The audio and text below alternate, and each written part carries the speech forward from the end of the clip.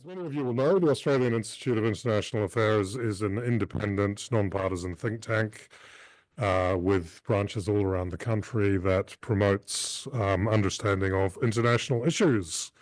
As I said, with branches in every state and territory and a legacy dating back 100 years to the foundation of our first branches, we're proud to provide a forum for Australians to engage with global developments and their implications for Australia.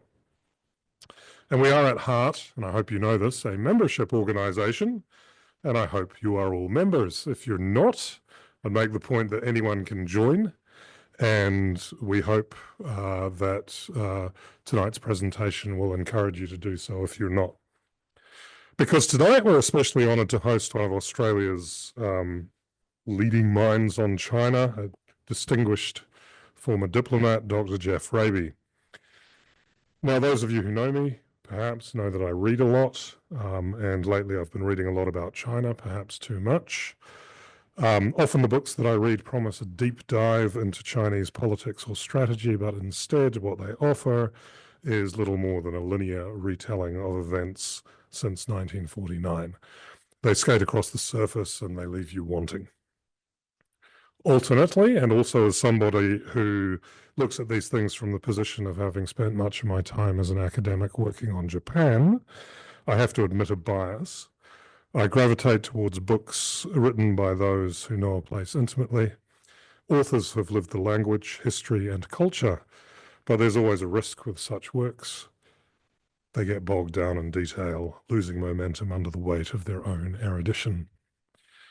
I'm pleased, therefore, to have selected Geoff's Great Game On, here it is, as my recent holiday reading on a trip to Japan, as Geoff avoids all of these negative tendencies entirely. Great Game On is neither simplistic nor plodding.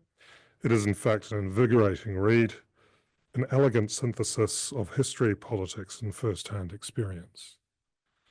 Geoff weaves together centuries of strategic thinking and lived experience, as well as his own experience, across and in particular in the center of the Eurasian landmass. From Xinjiang to Manchuria, from Mongolia to the Stans, to give us a powerful, grounded picture of the dynamics shaping today's China-Russia relationship. It's a book that does what few do. It presents geopolitics from the ground up, while keeping a firm eye on the high-level transformations of the global order. There's a term that's recently become quite trendy, that of strategic empathy. I think this is a great example of how to be strategically empathetic. His central thesis that China, and through its patient methodological projection of influence across Central Asia, is remaking the very structure of international power, particularly through its relationship with Russia, and it's a compelling thesis. The final section gives us an assessment of the feasibility of what has come to be known as the Kissinger or reverse Kissinger strategy.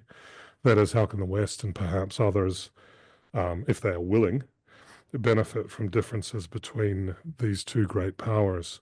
I'm not going to provide spoilers on that, save to say that the analysis is deep, deft, and layered, and as noted in other chapters, I guess highly skeptical of both the notion that these are two nations with highly and completely complementary interests, which he characterizes as Chusha, or what others, some more childishly, have called the China Bear thesis.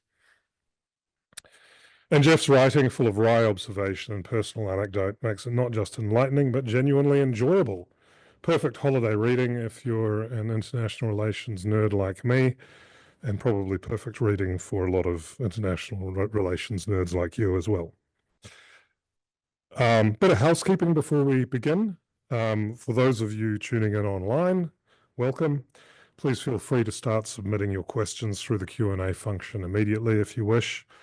We're also going to activate the upvote function, so you can, if you see a question you like, you can vote it up, or it will rise to the top of the list and we will choose to ask it or not.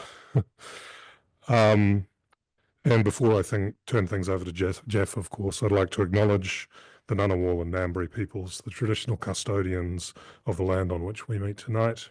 I pay my respects to their elders past and present and extend their respects to all Aboriginal and Torres Strait Islanders here or online tonight. Ladies and gentlemen, please join me in welcoming Dr. Geoff Raby.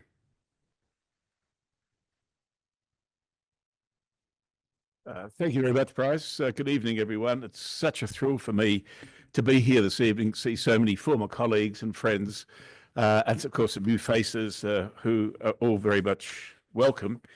And Bryce, thank you. That was a very generous introduction. It's funny when you write a book, sometimes when people talk about it, you don't actually recognize it as your own book. But I'll take all of that. Some of you may know Hugh Remington, the CNN reporter. I don't know quite what Hugh's doing now, but he sent me a photo the other day of him sitting next to a swimming pool somewhere reading the book. So I think it does fit the holiday reading category quite well. And Paul Billiard just said to me, look, I've got a couple of critiques. One we'll get onto later, I guess, but he said that one of my critiques of your book is there's just too much smoking of expensive cigarettes and cigars in it. But those of you who know me, particularly people like Garth, who worked with me in the 80s in the embassy in Beijing, will know that's quite a very typical attribute for me, all in the past, of course. So the book, Great Game On, went through some evolutions. My original thinking of it, about it, I'll come to that in a minute, was sort of affected very much by Putin's invasion of Ukraine. And so what I originally was thinking about started to change a lot. And you'll see what I mean as we get into it. And books tend to evolve in their own way in the writing of them. But essentially, the book is about power shifts and power shifts in Eurasia and that have global consequences. My previous book, China's Grand Strategy and Australia's Future in the New World Order, published in 2020, and is going to come out next month in a second edition, I'm pleased to say. And when I was reviewing my own book, I thought, this holds up pretty well. It's not bad. I must have got all that right. The previous book, China's Grand Strategy, it dealt with the biggest and most dramatic power shift of our times, which was the power shift across the Pacific from the US to China. The Great Game On focuses on the power shift across Eurasia, from Russia to China, which has left China, I argue in my book, as the preeminent power in Eurasia. And this has far-reaching consequences, not only in Eurasia, but the world beyond. Now, to discuss all of this and to make sense of it, this evening I'll take you on a journey to places that for many, and quite understandably, are unfamiliar, and to introduce histories of these places, which again, for many, and perhaps most here today, are quite unknown. But first, it's important to define some of the terms. Eurasia is a flexible term used by different people in different ways. It's a bit like Humpty Dumpty saying it means whatever I say it means. In my book, however, I've defined it as all the land east from the Vistula River in Poland to the Sea of Japan.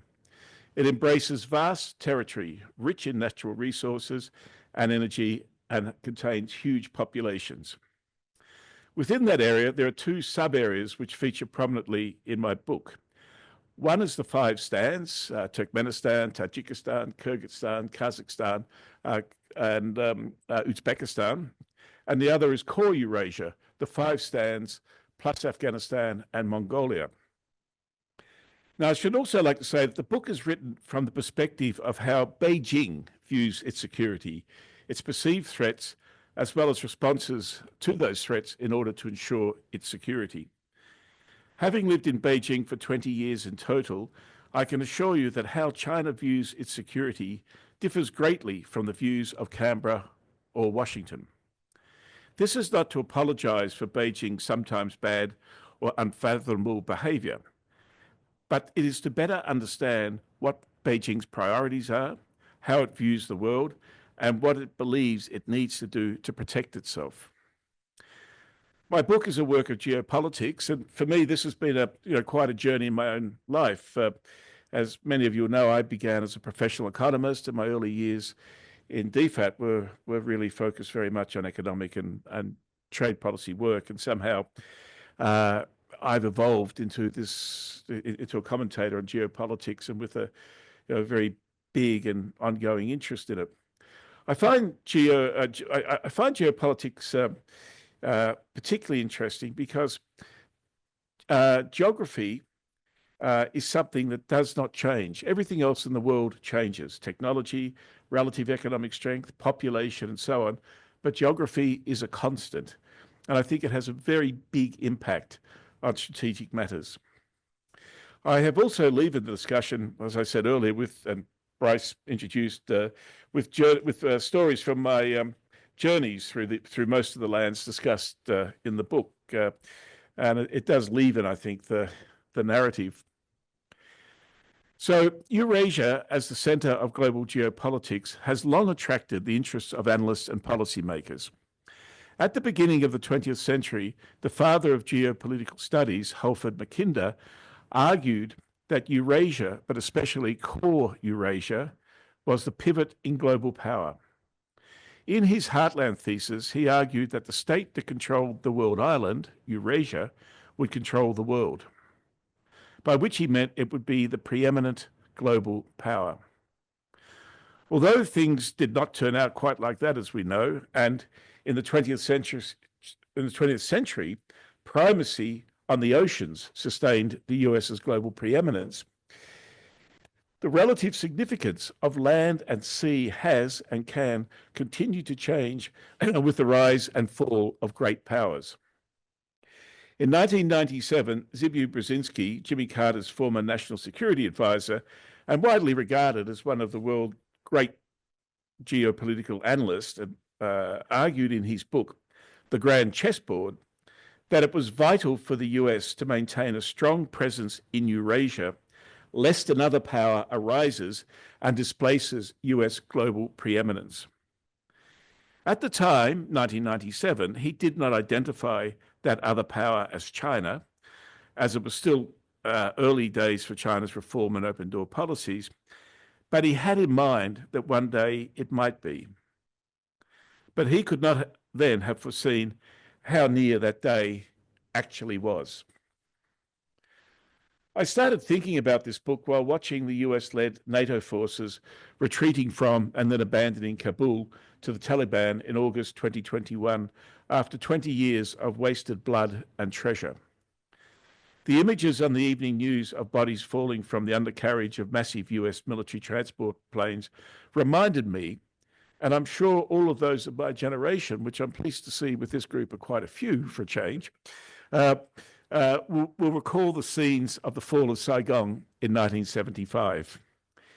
And, the ant-like lines of people going up the CIA building in downtown Saigon. I must say, with most audiences, when I give this, I actually have to say Saigon is Ho Chi Minh City, and Ho Chi Minh City was the capital of a country that no longer exists called South Vietnam.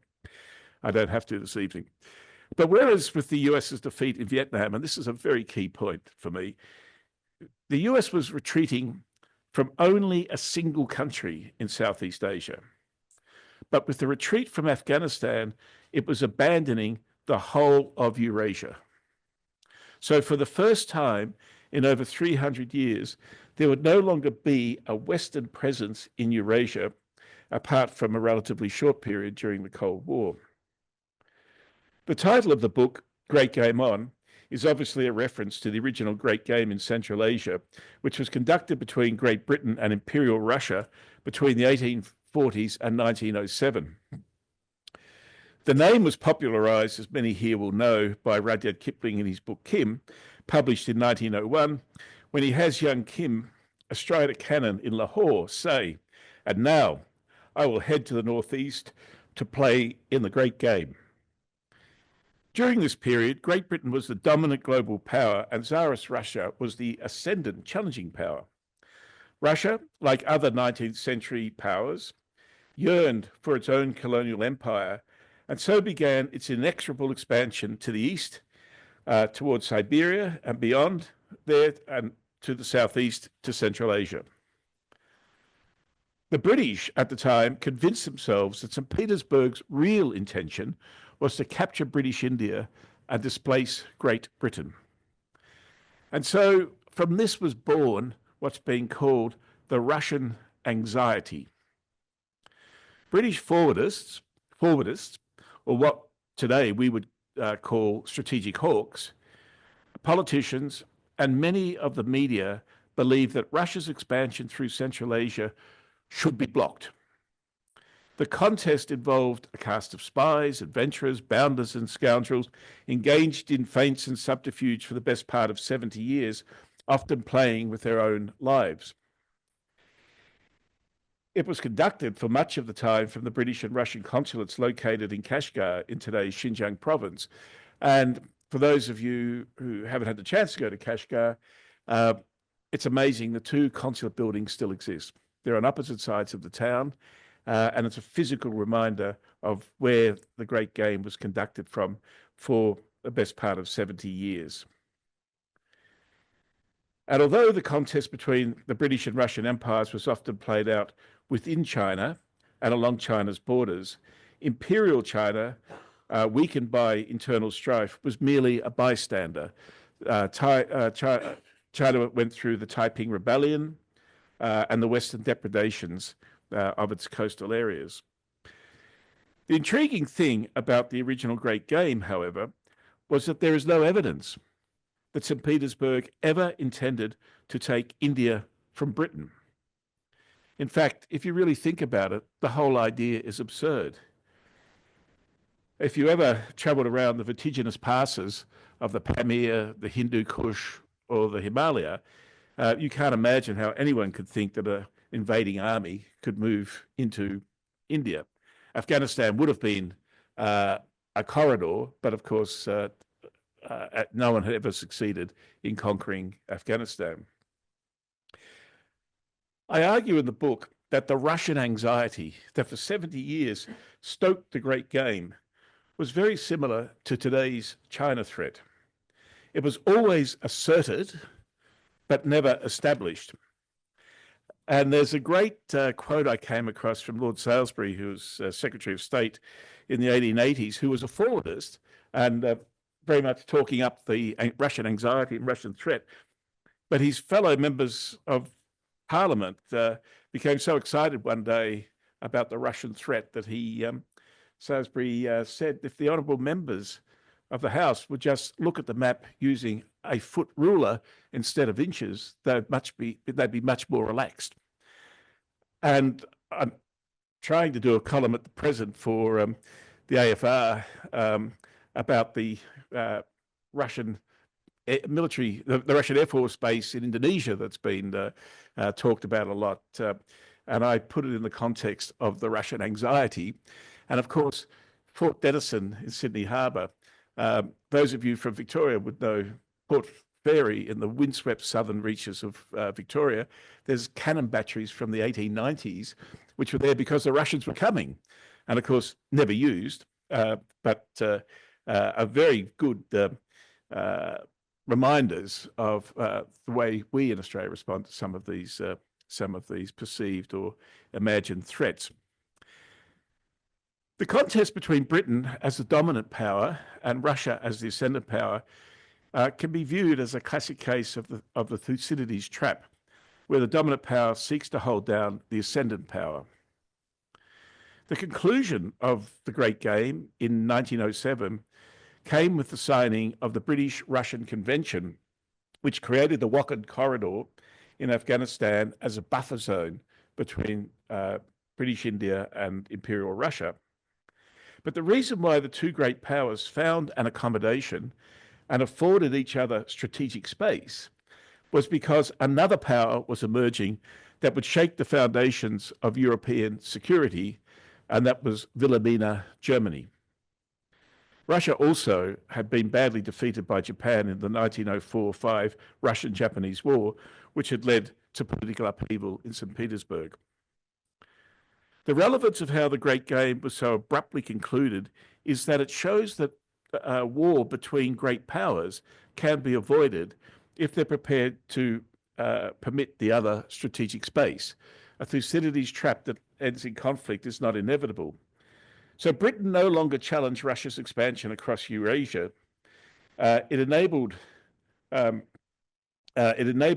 Russia to become the preeminent Eurasian power, and Russia forswore any designs over British India. Of course, for Russia, that was costless because they never had any in the first place. Now, turning now to the contemporary situation with Russia and China, I argue that much more divides Russia and China than unites them.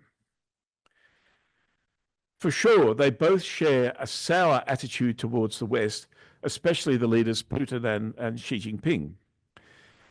Since Russia has been increasingly heavily sanctioned by the West following the annexation of Crimea, Putin has pivoted towards the East, but given its weight mainly towards China. So Putin's pivot to the East was not a pivot to China as such, but China has become the main focus of Putin's swing to the East.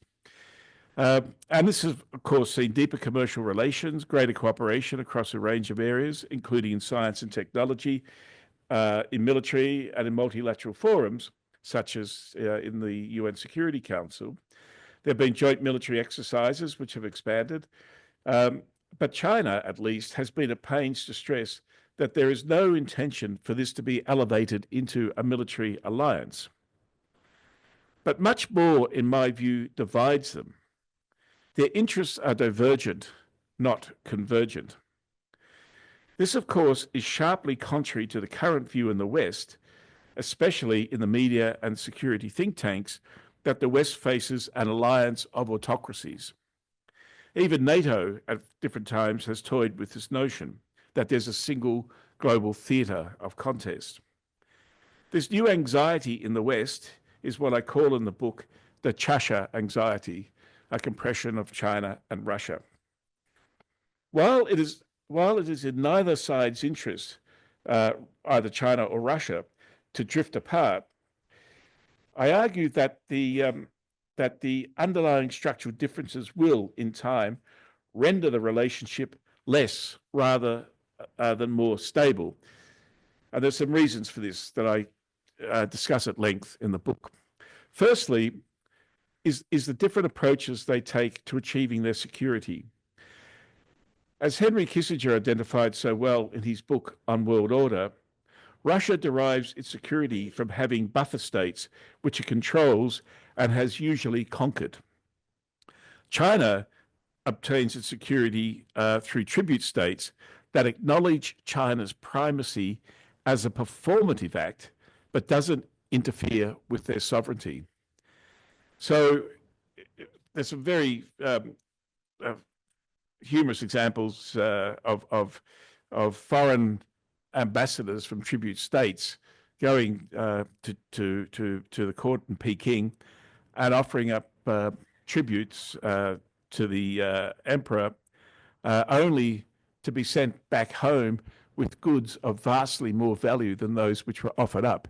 It's not a mechanism for the Chinese of transferring wealth or resources to China, but rather of the performance of recognizing the authority of the emperor. And that's important, to give the emperor authority within his empire. And that's the notion of tributary state, which is often misunderstood when it's talked about in the popular media. But Russia, of course, does get its security through having buffer states and occupying territory on its borders. The second major outstanding issue that divides them is one of the territory taken in the mid-19th century by Russia under two unequal treaties, Aijun, 1858, and Peking. These two treaties ceded over 1 million square hectares of land north of the Amur River and east to the Sea of Japan. So this is a vast, vast territory, Siberia and right across to the Sea of Japan and most of Manchuria. Now, Russia is the only foreign power that took territory from China in the 19th century, which has not returned any. And I think anyone with a passing familiarity with China today knows that the Chinese Communist Party tirelessly and endlessly talks about unequal treaties of the 19th century. And what they're talking about is getting Hong Kong back, which they've done, Taiwan doesn't really figure in the context of an unequal treaty, but don't let a bit of history get in the way of a good grievance. But the one that they never talk about is this vast territory that the Qing dynasty lost to Russia. And this is a very important example of how power shifts work.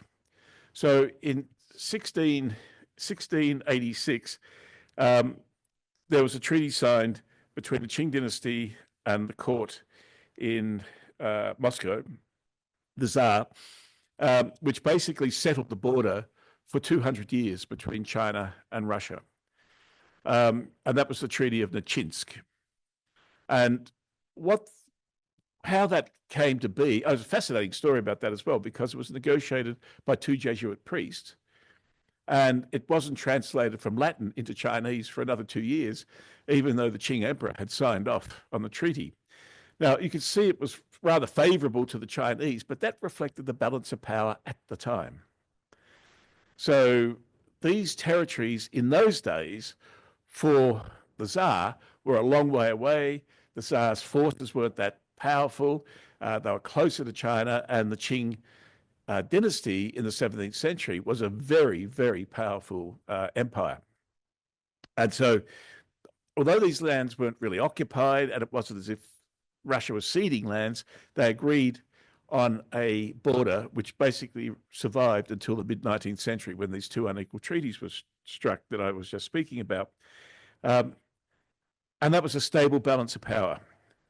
What happened was that in the mid-19th century, when the Qing were very weak and the power balance shifted from China to Russia, the Tsar immediately seized the advantage and imposed these two unequal treaties on China, which ceded this 1 million hectares of territory. And, when you're writing, you can be lucky as well. I'm writing this sort of stuff in April 23, and just one day, something pops up on the news feed I'm looking at, and it's an announcement by the ministry in Beijing that's responsible for mapping, which declares that 8 cities in Russia today must now be referred to on all official Chinese maps by their pre-Russian name, the pre-mid-19th century names. So one example I'll give you is Vladivostok. Vladivostok was a small fishing village when the Treaty of Peking of 1860 was signed, and China lost that territory. And it was called Haishanwan. And once it was lost to Russia, the Russians renamed it Vladivostok, which I'm sure there's some Russian speakers here who might correct me, but I understand means something like the conqueror of the East. And you sort of know where the Russians are coming from. But now, all official Chinese maps have to show Vladivostok as Haishanwan. And that elicited, of course, considerable diplomatic protest notes and so on from Moscow.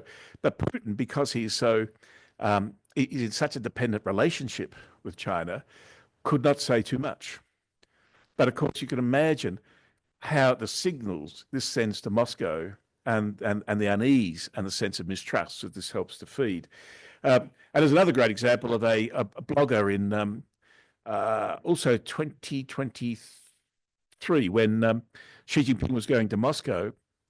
The blogger from Shanghai had a big following. He's a crazy nationalist, but all these people are nationalists.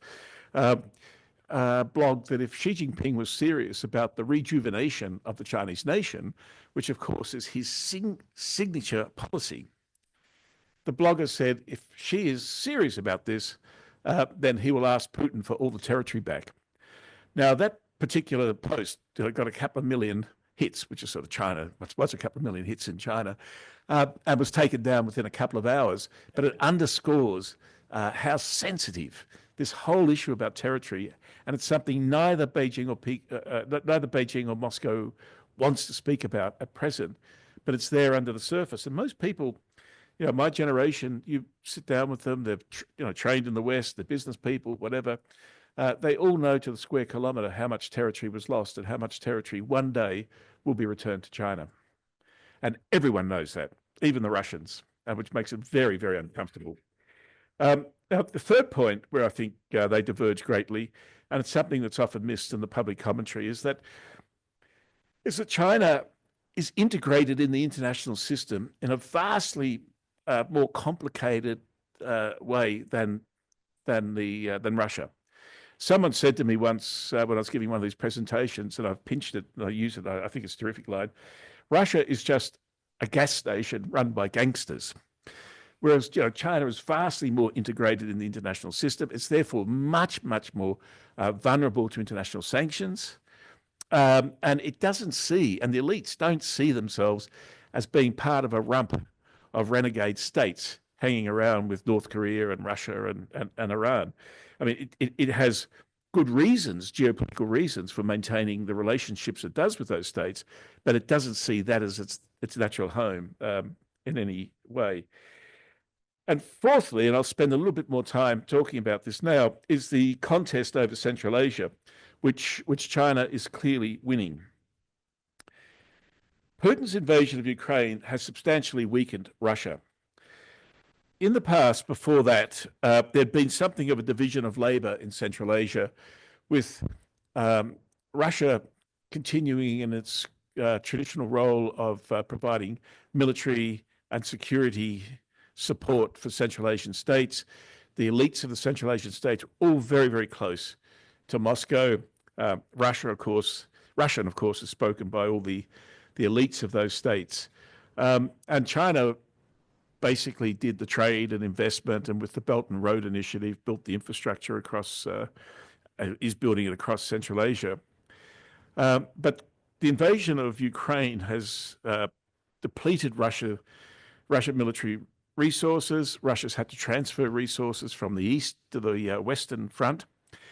And Russia's Far East is now, I think this is a very important point that's often not recognized, its Far East is not only undefended from China, but short of nuclear weapons is undefendable.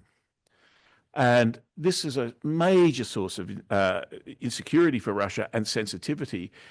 And there are vast areas that you know about, and there's lots of natural resources and so on. And the Chinese are busily, going across the border and marrying locals and taking land and so on. And this is an ongoing source of tension under the surface, which both Moscow and Beijing don't want to talk about.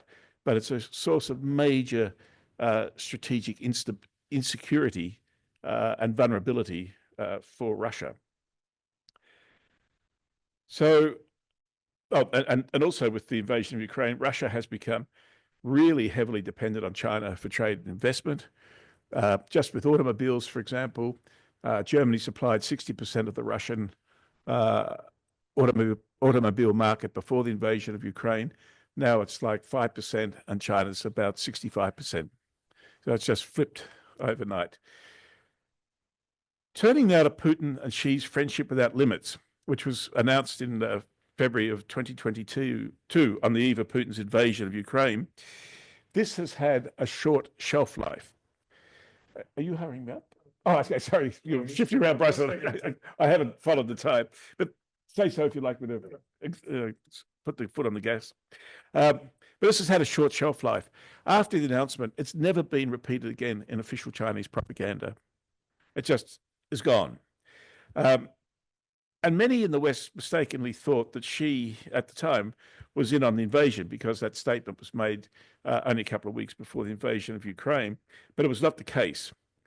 And in my view, China hates what Putin has done, but it feels it's stuck with him because of wider geopolitical considerations. At the time, or soon after it was announced, I did an article for Australian Foreign Affairs, and I described the friendship without limits as being something like a concert of convenience, akin to the von Ribbentrop-Molotov Pact of 1939. And these things are only as good for as long as they're good. And the von Ribbentrop-Molotov Pact of 1939 gave Hitler the security on his eastern flank to invade Poland and gave Stalin enough time to start to build his defenses against what was going to be an inevitable and German invasion of Russia. But the key thing is, in all of this, for the moment, Beijing does not have to press its advantage. Doing nothing is actually the optimal strategy at present for Beijing. So the key question is whether the Russia-China relationship will be characterized by long-term stability or instability. And I think, as I said, the way the power balance shifted in the 19th century in favor of Russia, and the conditions changed almost overnight, so the power balance has now shifted fundamentally in China's favor. So what does all this mean? Apart from the obvious stuff about China and Russia and how we deal with them in foreign policy terms,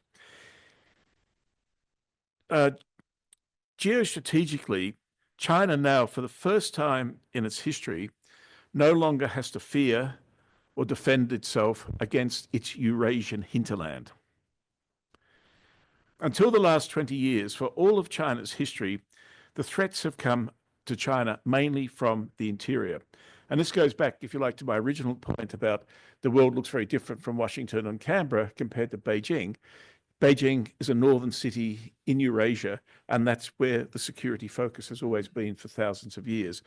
The maritime is very, very recent and peripheral until recently.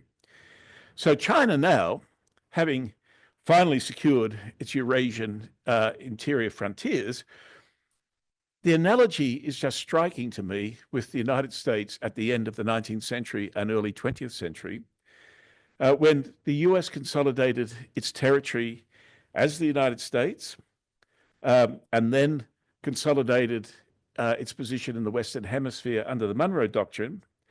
The United States was free then to project power globally, and it did so.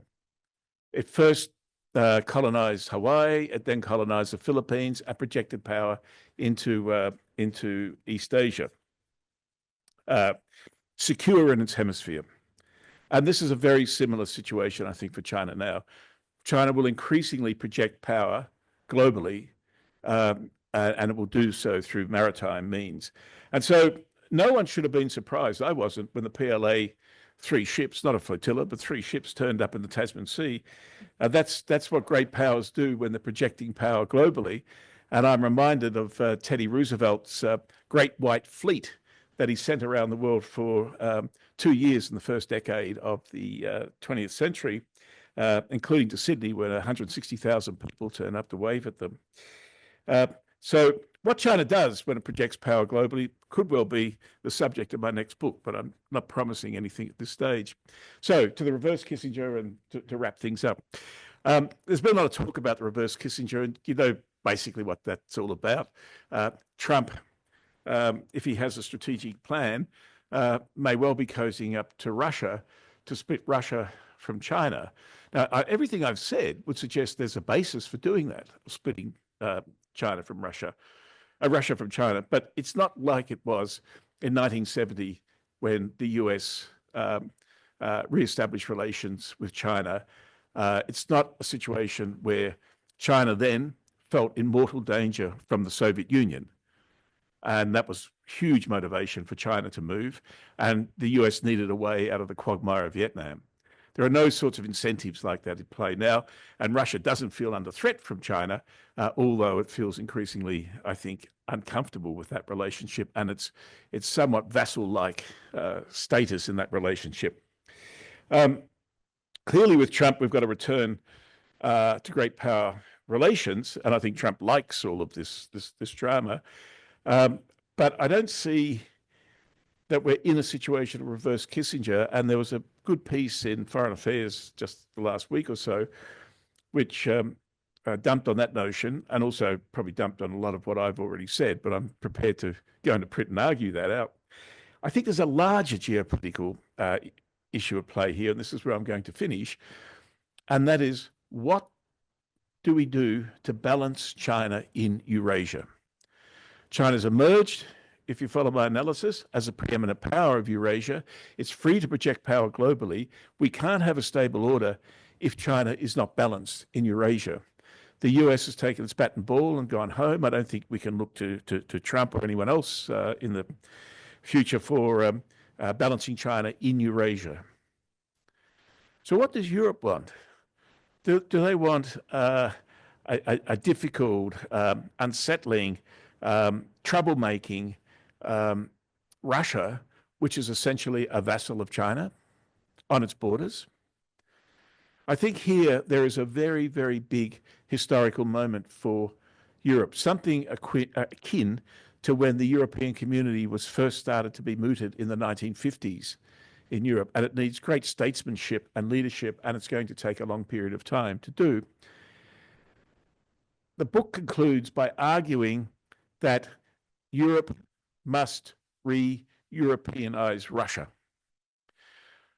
China is not, or the East is not Russia's natural home.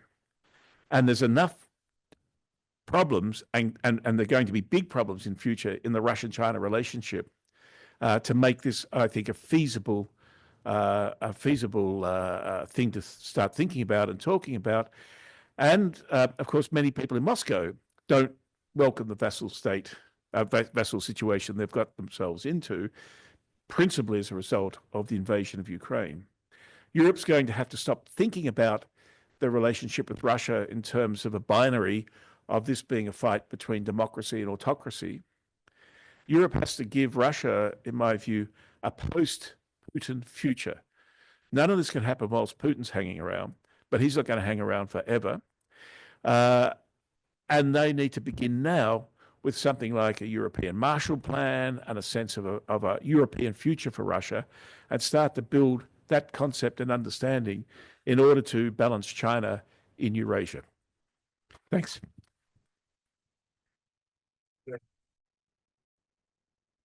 We'll have you stay at the podium, Geoff. Thank you very much. I think you can see why I think the book is so eloquent when, the man is standing here and being eloquent as well. If you've got a question, please raise your hand. Please note any affiliation you might have, and please speak into this microphone. You might have a loud voice, but the people at home will not be able to understand you if you don't. So do we have any punters to start off? There's one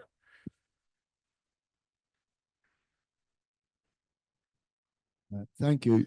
I'm James Wise, a former diplomat. Geoff, on this question of a counterbalance, if you like, to China, what role is India playing in Central Asia now, and what role might it play in the future? Great question, James. Thanks. And probably something we can debate as well.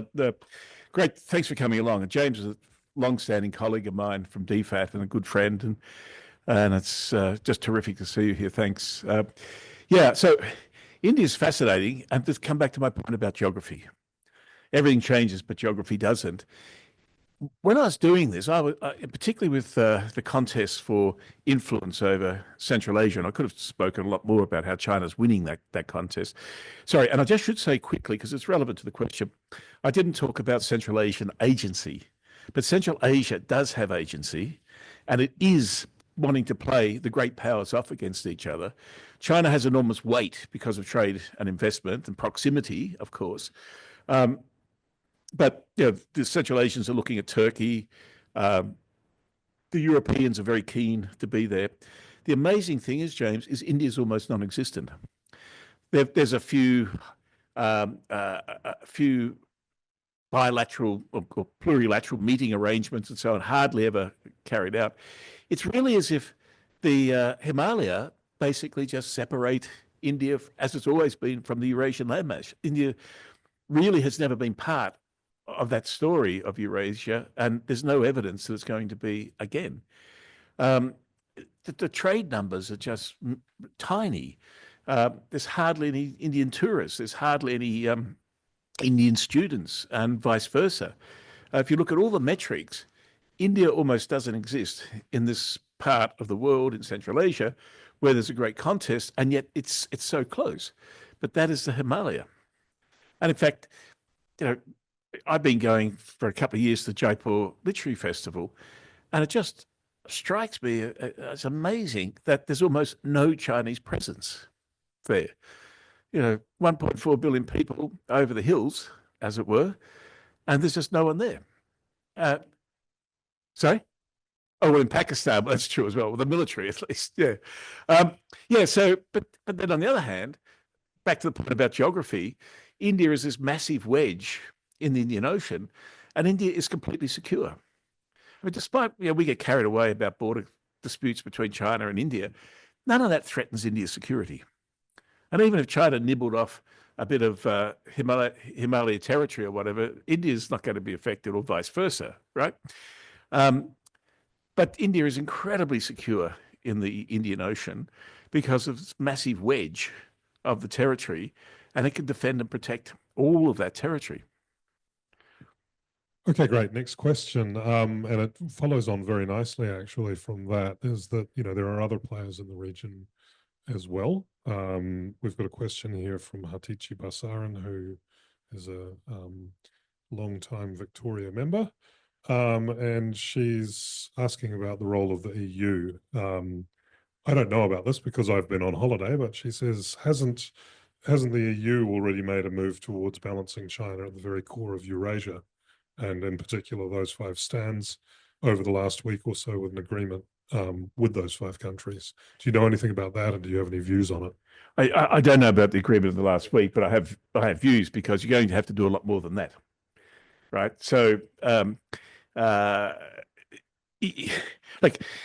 the EU is very interested in the region, but again, its presence is nothing like the presence of China. China's building the railways, it's building the pipelines for the gas and the oil and so on, and is, I think, well advanced in cultivating the elites. Again, this is I'll come back to this, but it's another example of what's going on in the China-Russia relationship. In April 23, out of the blue, Xi Jinping convenes a meeting of the 5 stands, which was held in Xi'an at the summit level. And it's now a regular meeting every 2 years, with the Secretariat based in Xi'an. Of course, Xi'an was the start of the western direction of the old Silk Road, so it's all symbolic. But Putin's not there. Putin's not involved. But yes, I mean, the Europeans may be playing catch up, and I did make the point about the Central Asian states having agency and not wanting to be solely under the influence of any of the great powers. But the EU has a very, very long way to go to catch up with China's influence in the region.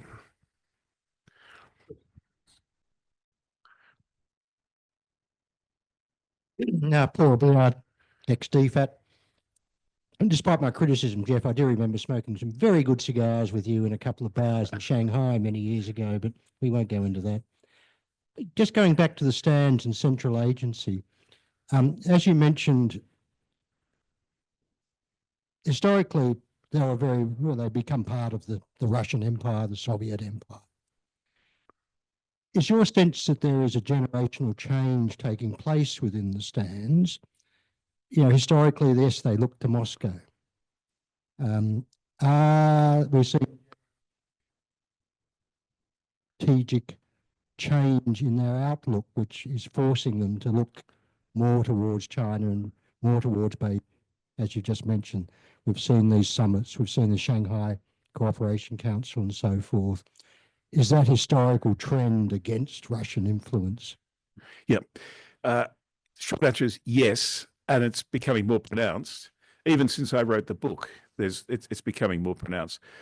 And it's a very important point. I just want to say, though, because we're talking about the stands and generalizing, obviously it's just shorthand, they're quite different to each other, although there's a lot of similarities. They're all Islamic, they're all authoritarian, they're all ruled by families that were previously influential under the Soviet period.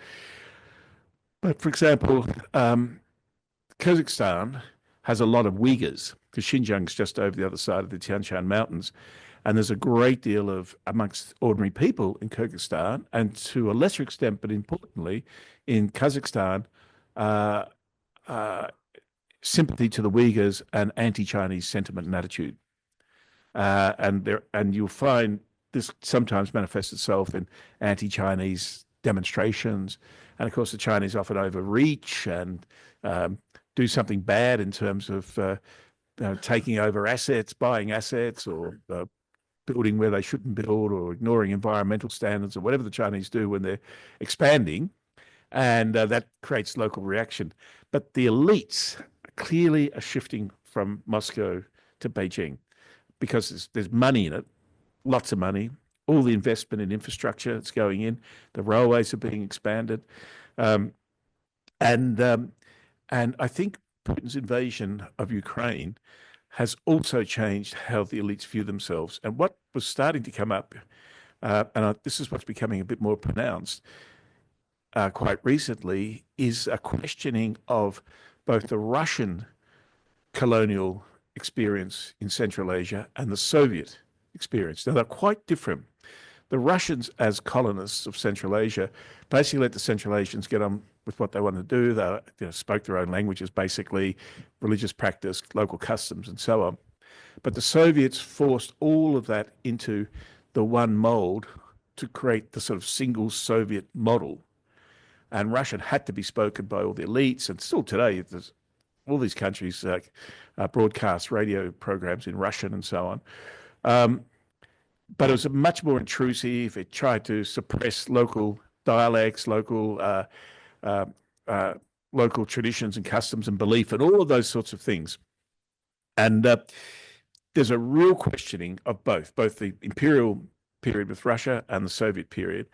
And there's another element, of course, and that is Putin's doctrine. Putin has a doctrine, and that is that if there's a minority, but a sizable number of ethnic Russians in another country on Russia's borders, Putin has the right to invade. And in Kazakhstan, 27% of the population are ethnic Russians. So the Kazakhstanis don't feel too happy about the Putin doctrine. So a lot of that's fed into a shift that I think is getting real momentum to reevaluate their relationship in the past with Russia and to turn away from Russia across the elites. Can I just sort of the two finger, as they say in there? What do you think China's reaction would be to such a hypothetical action if Putin were to exercise his doctrine in, say, Kazakhstan? I mean, at the moment, if I understand from the book, the way that China is kind of treating the stands is that they understand face, right? So they are kind of behaving as though this is still, at least publicly, to a certain extent, the sphere of influence of Russia, even though all of this development and whatnot goes on. Let's say Russia puts the hammer down. What do you think China's reaction would be? Bryce, it's a very good question. I really, off the top of my head, don't know. I mean, I'd hate it, obviously. I think they'd have no choice but to seriously condemn it. The dilemma Beijing has with Russia, and particularly with Putin, is that the thing that worries them most is that Putin will implode and you'll have a color revolution in Russia. That terrifies the Chinese Communist Party because we have to go back, when we talk about security for China, what's China's grand strategy? We go back to the previous book. And the grand strategy is basically, it seems odd to say this, but its grand strategy, in my view, is based on weakness.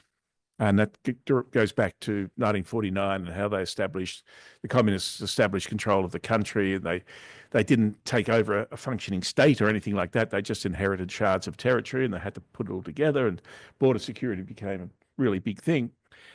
And so the Communist Party exists to protect itself, and it sees border security as the way it protects itself. And so its grand strategy is all about making the world safe for the Communist Party. And the one thing they fear most, as I said with Putin, is that Putin implodes and there's a color revolution in Russia that's a democratic revolution, and that they would feel would put them under really, really serious pressure, the Communist Party under really serious pressure. And of course, You know, one of the worst things that ever happened since 1949, forget about the Cultural Revolution, the Great Leap Forward, 30 million people dying and all of that, was the collapse of the Soviet Union. And that was the worst thing. And Xi Jinping, when he was head of the party school, basically made everyone study the lessons of the collapse of the Soviet Union. So if they'd have invaded Kazakhstan, it would put them in the most awful dilemma. But I think probably they would have to oppose it. I mean, it's interesting with the invasion of Ukraine. Up to a point, Russia may well be China may well be an enabler, but any of the regional organizations, Shanghai Cooperation Organization, the BRICS or whatever, none of them has ever endorsed Putin's narrative for the invasion, let alone supported the invasion. There's just been silence on that. Putin's had no comfort. And I think that goes to that point that there is a great, concern that Putin doctrine could actually be exercised elsewhere. Sorry, Miles, and then. Sorry, yeah. Thanks very much. Your talk, Miles Cooper, also once upon a time with DFAT. Where does Southeast Asia fit into all this? It's tempting to say it doesn't have anything to do with this great game. But then again, Xi Jinping was in 3 Southeast Asian countries last week. Was that connected with this, or was it really part of another great game between China and the US? But what's the place of Southeast Asia? Should it have a particular direction or focus in this context? And where can Australia connect with that? Thank you. Yeah, thanks, Miles. A great question. Yeah, it's the other great game. This is the great game of China projecting power globally now that it's secured its frontiers in Eurasia. And the interesting thing is that up until Trump's inauguration, the China-US great game was really starting to gain momentum. And the potential for conflict, I think, was increasing all the time. And I think the Biden doctrine, although it hasn't been formally dubbed that, but I think it should be, of lattice work, trilateral, plurilateral, minilateral relationships through the region, was proving to be very, very successful and boxing China in and causing Xi Jinping and the boys in Beijing quite a lot to think about and worry about.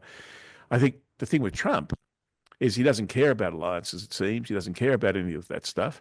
It's all great power relations. And in this, smaller countries will suffer, as they will suffer from already with the trade measures and the trade restrictions. But I think what you see in Southeast Asia, Southeast Asians like the Central Asians are proving themselves very adept at not taking sides, not taking positions, but managing to play both off against each other, not in a very sort of narrow way, you give me this or I'll go and to the other side. I mean, India's been a master of this forever. And Indonesians, you'd know better than me, have a phrase or a slogan of 1,000 friends and 0 enemies. And that's what small countries should do. You ask about Australia, my own view, which won't surprise you if you've been reading some of the stuff I write, is that I think Australia has actually made a mistake and glued itself to the hip of the United States and has not given itself the strategic freedom to play the same sort of game that the Southeast Asians will have been, will and must in future play. And I think that's going to be a big problem for us. Now, of course, with Trump, that problem's become manifest. Thank you so much, Geoff. Wonderful to hear you, and I'm looking forward to reading your book. Formerly DFAT of 6 months ago, after 33 years, and many fond memories of working with people in this room, including yourself. It follows on from Miles's question, actually, and I think I know the answer, but I was in Honolulu when China first joined Vostok, which is the every second year Russian maritime exercise off Vladivostok, obviously. We always thought... I shan one now. Yeah. And I'm wondering what the Chinese call Vostok, because they're deeply involved, it seems. We observed it from Honolulu, and I've come to think that it was designed to be observed from Honolulu. Yeah, yeah. The Russians were struggling to create a proper maritime exercise. They struggled to get their military assets to the Far East. And China joined with one battleship the first year, and then 2 years later, more battleships. But it was a PR exercise, I believe, on China's part. And I was privy to US intelligence, which I won't go into, but I'm now thinking it must have been staged for the Americans, especially all the admirals in the Indo-Pacific Command. And I'd be interested to hear what you make of that series of years of events where China joined in to this Russian-led, supposedly led maritime exercise.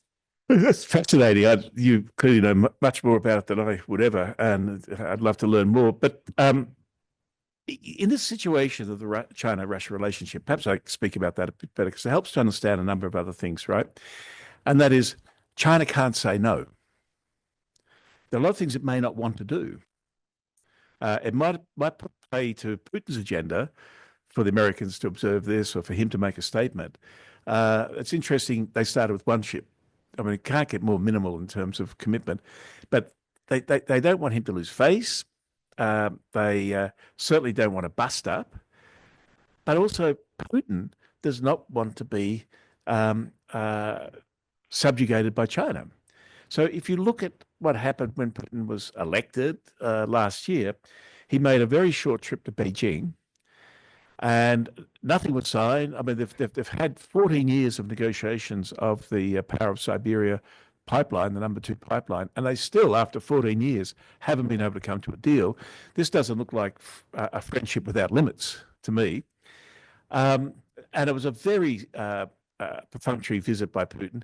He then, almost the next month, goes to Pyongyang, signs military agreements with Pyongyang, which we now know led to troops going to Ukraine. And he goes to Vietnam. And these are all countries that have a degree of hostility with Beijing, particularly Pyongyang. It's an extremely difficult relationship. I was in Beijing not so long ago. I was speaking with the International Department of the Communist Party. They invited me out to lunch, which they do with all former old ambassadors, the emphasis being on old. And I said to them at the end of the lunch, I said, well, what's going on with the North Korean troops going to Ukraine? And they just looked at me and said, oh, it's about us. I said, it's about you? What do you mean? That Kim Jong-un's just showing us that he's got other options and better friends than us. That's how Chinese read it. Now, that might have just been for my consumption, but I wasn't surprised. And if you read the book, which was written long before that, these sorts of things are foreshadowed. And then gets back to Moscow after Vietnam, and who turns up on his doorstep? The newly elected Modi. Now we know about India-China relations. So, like up in the northeast, in Manchuria, it's Vladivostok actually. It is, yeah. China and Russia 4 or 5 years ago signed a trade corridor, and it probably has very little substance. Do you know there's only one bridge across the Amur River? And that was started about 15 years ago. It's only been built, opened in the last year or two. But no sooner had Putin signed this trade corridor with China, which makes sense if you look at the geography of that northern Manchuria area, than he signs a strategic trade relationship with India for exporting energy from Siberia, from the Russian Far East to India. And it was almost like it was deliberately timed to balance the agreement with China. So this is a relationship this is what we miss a lot, I think. This is a relationship that's got its own internal dynamics, tons of tensions, and things aren't often quite what they seem. So back to your question, Jane, which is a fabulous one, is that that China couldn't say no, and may have had a completely other agenda than China-Russia cooperation. Yes, yeah. Friend, exactly. Yeah.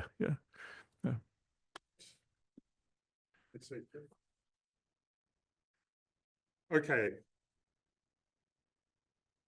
Thank you, everybody. And thank you, Geoff. That was a very enlightening talk. And And I'm glad you did it. Geoff is one of the great speakers that we've got lined up coming up. I think it's next week, is it, Hebe? We've got Simon Birmingham coming to talk about trade, which will, of course, be very interesting. After that, we've got Jen Parker, who's many of you will know as a maritime expert, and she's going to talk about an Australian maritime strategy. Who's after that? We've got Claire York in May talking on strategic empathy, which is of course relevant to today's discussion. Soon after that, we'll have Alan Tidwell from Georgetown University talking on America's relationship in the Pacific Islands. Many of you will know he's the head of the Georgetown Australia, New Zealand and Pacific Centre. And then July, we'll have John Blaxland, who, as you will know, is representing the ANU in Washington, D.C. at the moment, and will be coming here to talk about what it's like to be an Australian in America at the moment.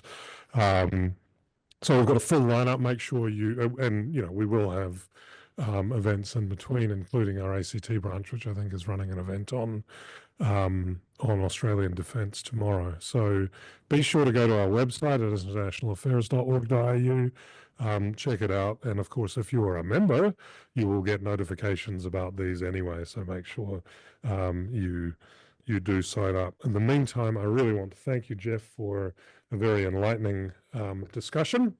We have a book too. It's the latest in our series, Australia and World Affairs. We bring this out every 5 years to cover, the past 5 years.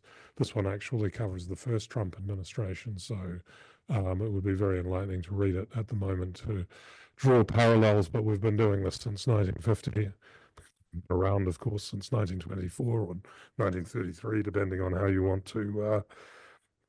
How you want to classify us. So I guess we're part of that generation that you mentioned earlier. And I'd like to present this to you, Geoff, for your efforts tonight.